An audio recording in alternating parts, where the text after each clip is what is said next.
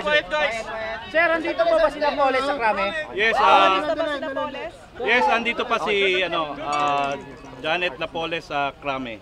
And in about 5 minutes, may isang team ng CIDG na luluwas papuntang Makati City Jail para i-survey at mag-conduct ng security survey and inspection doon sa projected na paglilipatan ni Janet Napoles. I am inviting sana part of your team to join the CIDG group that will go to Makati City. Yes, pwede kayong kumonvoy ngayon.